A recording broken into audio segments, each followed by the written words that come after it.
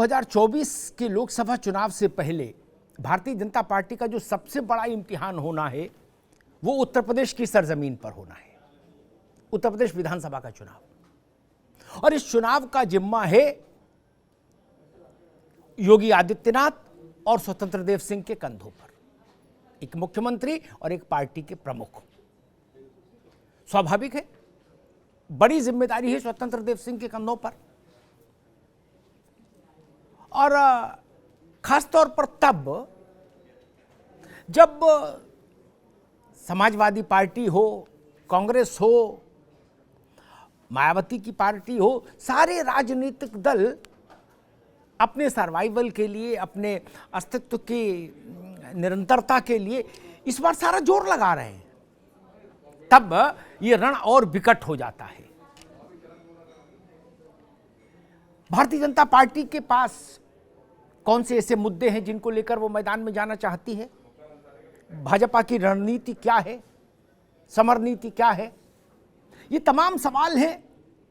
अयोध्या की भूमिका क्या होगी चुनाव में, जिन पर देश और प्रदेश, उत्तर प्रदेश भाजपा के अध्यक्ष स्वतंत्र देव सिंह को सुनना चाहता है। आज हमारे साथ खुद स्वतंत्र देव सिंह मौजूद हैं।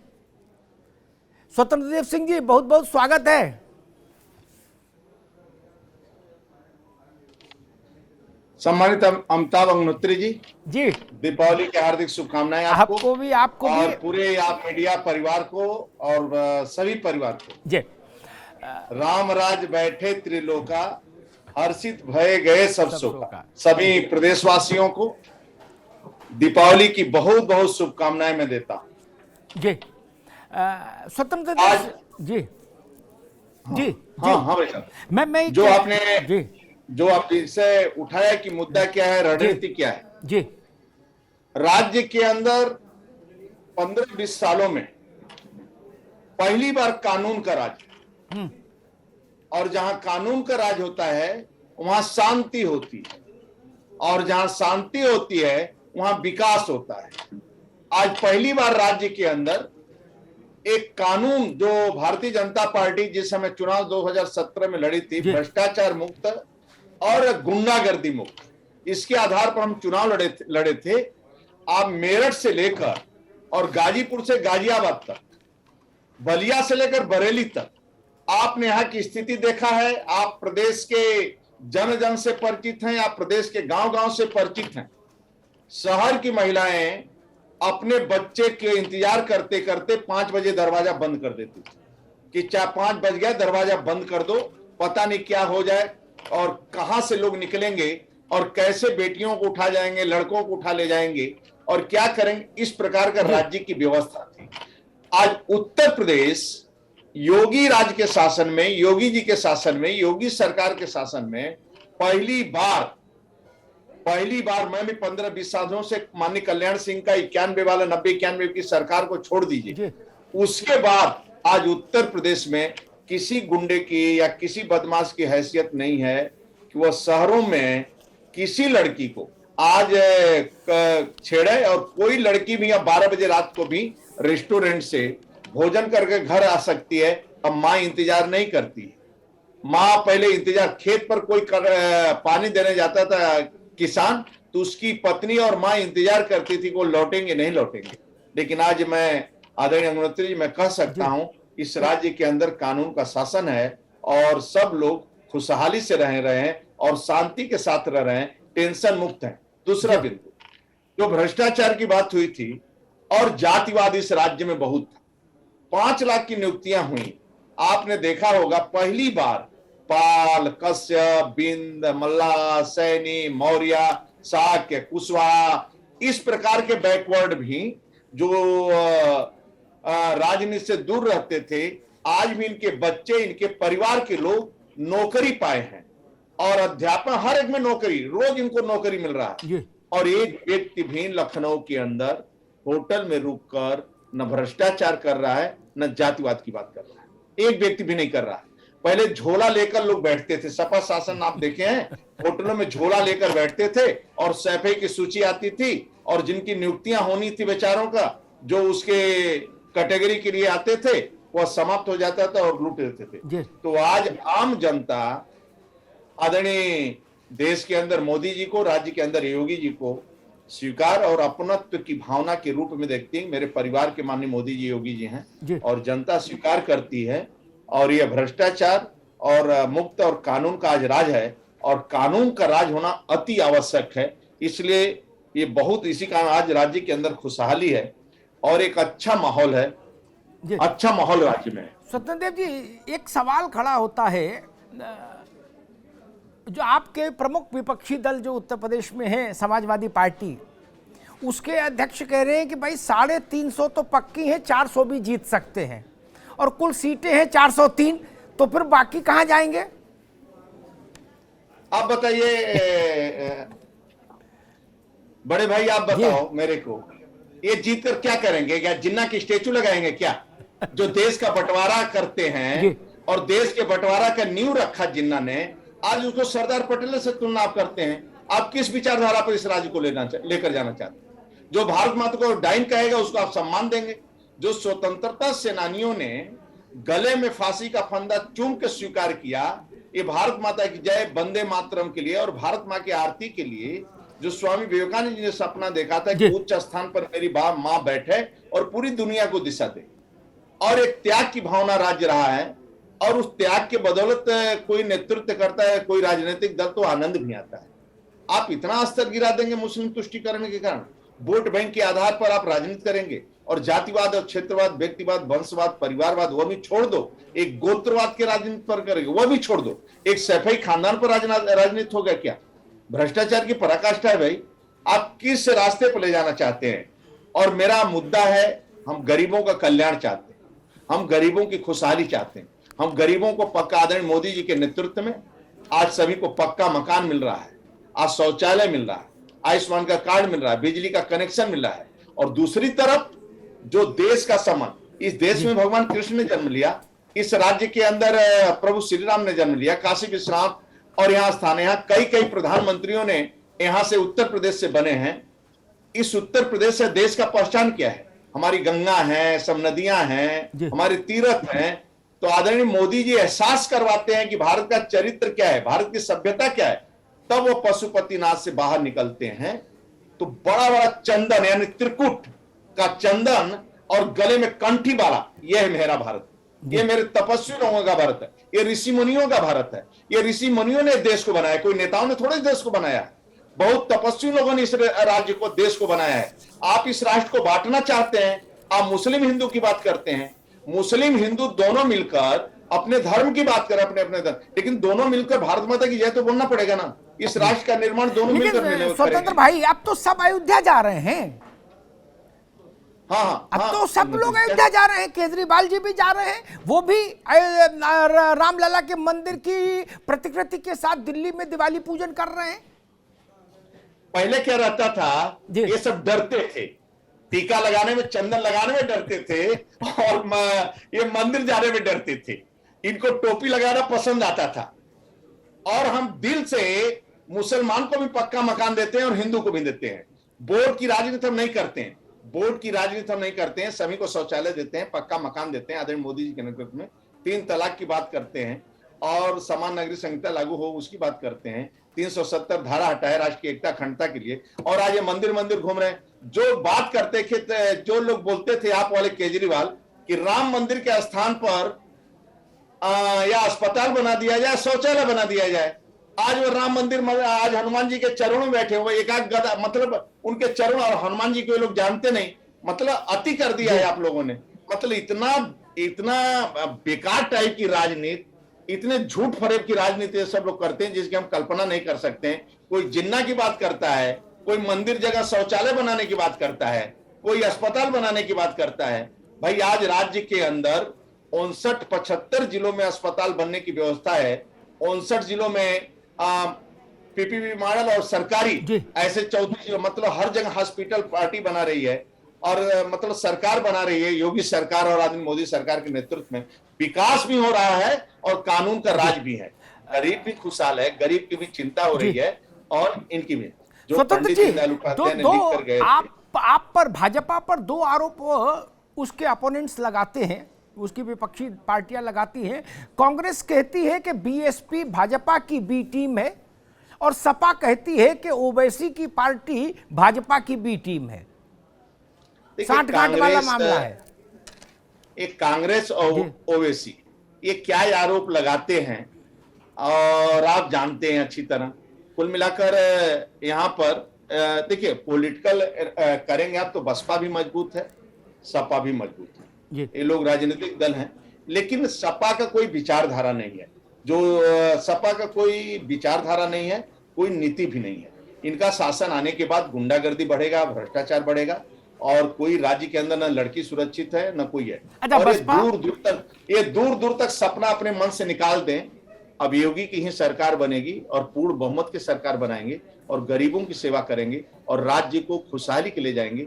क्योंकि भारतीय जनता पार्टी राजनीतिक दल एक कार्यकर्ता आधारित पार्टी है और एक बूथ का कार्यकर्ता राज्य और देश का नेतृत्व करता है। स्वतंत्र जी, जैसे आपने सपा के बारे में एक टिप्पणी दी, वैसे ही बसपा को कैसे देख रहे हैं आप इस चुनाव में? बसपा है, बसपा अपने स्थान पर जैसा है, बसपा हमेशा मजबूत रहती है। बसपा मतलब हम गलतफहमी में नहीं रहेंगे, मतलब हम ये सभी पार्टियों से हम ठीक ढंग से युद्ध करेंगे, हम किसी को कमजोर नहीं समझते हैं। और बसपा का अपना वोट बैंक है, ताकतवर पार्टी है जी। अच्छा, ओवैसी की एंट्री को, ओवैसी इस बार 100 सीटों पर पहली बार चुनाव लड़ेंगे उत्तर प्रदेश में। वो घूम भी रहे हैं मुस्लिम बाहुल्य इलाकों में, भाषण भी दे रहे हैं, एक अपना टेम्पो बिल्डअप करने की कोशिश कर रहे हैं। आप सभी राजनीतिक दल नए नए बनते हैं तो अपना विस्तार तो करते ही हैं। अब वो क्या कर रहे हैं, अपनी पार्टी कितना ताकतवर करते हैं वो अलग विषय है। लेकिन उत्तर प्रदेश में भारतीय जनता पार्टी का नेतृत्व को और हमारी योगी सरकार जो उनकी ईमानदारी है, भ्रष्टाचार मुक्त है और जातिवाद से परे है, उसके आधार पर पूरी जनता जनमानस ने मन बना लिया है कि ऐसा तपस्वी मुख्यमंत्री, ईमानदार मुख्यमंत्री राज्य के अंदर पहली बार मिला है। और अपने पिता के मरने के बाद भी वो नहीं गए और कोरोना जैसे महामारी चुनौती को उन्होंने अवसर में बदलने का काम किया। एक सवाल और उठता है, बीच में आपकी पार्टी के भीतर से और बाहर से दोनों जगह से बहुत सारी अटकलें आती थी, बहुत सारी कानाफूसी होती थी कि भाई किसके नेतृत्व में, चेहरा कौन। अभी जब अमित शाह जी आए तो उन्होंने मंच से घोषणा की कि भाई 22 में योगी जी को मुख्यमंत्री बनाने के लिए चुनाव लड़ेगी भाजपा। अब वो मसला समाप्त हो गया, माना जाए धुंध समाप्त, कोई भ्रम नहीं। ये पहले से तय है और आदरणीय योगी जी के ही नेतृत्व में चुनाव होगा, ये पहले से भी तय है। और उनकी ईमानदारी, उनकी परिश्रम की पराकाष्ठा और एक तरह की उनकी लोकप्रियता और उनके कारण आज राज्य खुशहाल है। आज बड़े बड़े गुंडे पानी मांग रहे हैं और एक तरह का राज्य सुरक्षित है और राज्य में के अंदर विकास हो रहा है और सभी आम जनता खुशहाल है और सभी गरीबों का काम हो रहा है। बनटांगिया, मुसहर और थारू जैसे जातियों को भी एक तरह का राजस्व में कई गांव नहीं आए थे। आदरणीय योगी सरकार आने के बाद राजस्व गांव हुआ, इनको पूरी सुविधाओं का लाभ भी उनको मिल रहा है। आज प्रधानमंत्री आवास से लेकर सभी आवास इनको मिल रहे हैं, शहर में भी बाहर। सबसे बड़ी बात है आदरणीय समांतर मंत्री जी, सबसे बड़ी बात है कानून का शासन होना चाहिए। देखिए, कानून को आप तोड़ नहीं सकते, एक कानून का शासन होना चाहिए। वो आदरणीय योगी जी के नेतृत्व में कानून का शासन राज्य के अंदर दिखाई दे रहा है, जिसके कारण शांति है, सुरक्षित। देखिए, हमें क्या देते हैं क्या नहीं देते विषय नहीं है, लेकिन हम और मेरा परिवार सुरक्षित रहे ना, 12 बजे रात को घर लौट सके ना। मतलब आप सब कुछ दे दें और रास्ते में हम मार दिए जाए, मेरा परिवार ही सुरक्षित न रहे उसमें।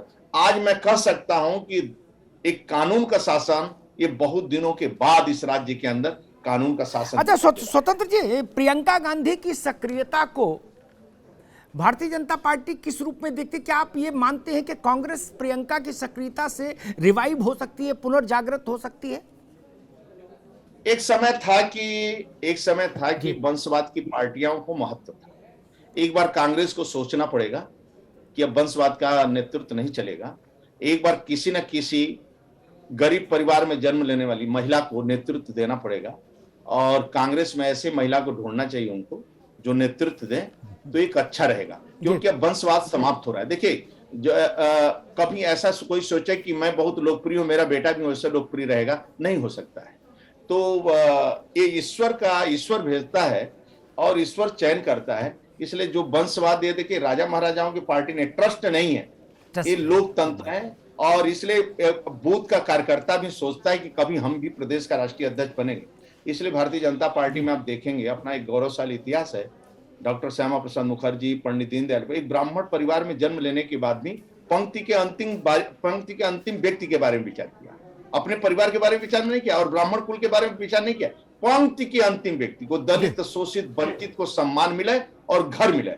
और उसी पार्टी का नेता आदरणीय मोदी जी जब दिव्य और भव्य कुंभ में उतरते हैं तो स्वच्छता कर्मी का पैर धोकर उसको सम्मान दिलाते हैं, देश का प्रधान से। और पंक्ति के अंतिम व्यक्ति को यानी सब सुविधा, पक्का मकान, बिजली का कनेक्शन, गैस का कनेक्शन, सौभाग्य योजना, आयुष्मान का 5 लाख का कार्ड, उसको सब देते हैं। अच्छा स्वतंत्र देव जी, एक सवाल और जहन में आ गया अचानक से। ओम प्रकाश राजभर आपके यहाँ सुबह सुबह आए थे, एक बार जलेबी खाए, कचौड़ी खाए, और ऐसा लगा कि शायद भाजपा से बात बन जाएगी, वो फिर उधर चले गए सपा के साथ। राजनीतिक दल में मिलना जुलना अपने जगह है, लेकिन आप अपने विचारधारा के लिए मरना जीना चाहिए, विचारधारा होना चाहिए। मैं कह सकता हूं कि कम्युनिस्ट और भारतीय जनता पार्टी के अलावा किसी पॉलिटिकल पार्टी का कोई विचार नहीं है।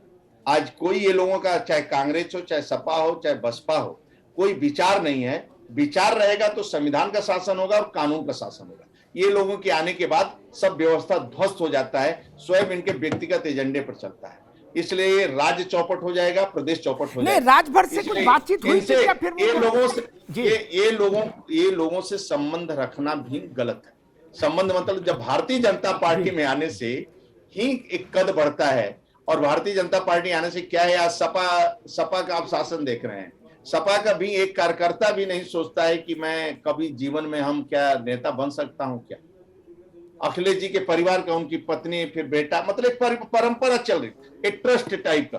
तो क्या है, पार्टी को ट्रस्ट नहीं बना सकते हैं। पार्टी में एक लोकतंत्र होना चाहिए, संवाद होना चाहिए, तर्क वितर्क होना चाहिए और एक तरह का बातचीत होना चाहिए। तो आज भारतीय जनता पार्टी में कह सकता हूं कि कार्यकर्ता आधारित दल है और कार्यकर्ताओं के दम पर चलने वाली पार्टी है। और एक बूथ अध्यक्ष भी कल का राष्ट्रीय अध्यक्ष हो सकता है, ऐसा एक दल है और एक विचारधारा पर चलने वाली पार्टी है। अच्छा, आप समाज, सपा, बसपा, इन दोनों में बड़ी मतलब आप क्या मानते हैं, भाजपा का निकटवर्ती मुकाबला किससे होगा? बड़ी चुनौती इन दोनों में से कौन है? दो बड़ी पार्टियां हैं उत्तर प्रदेश में।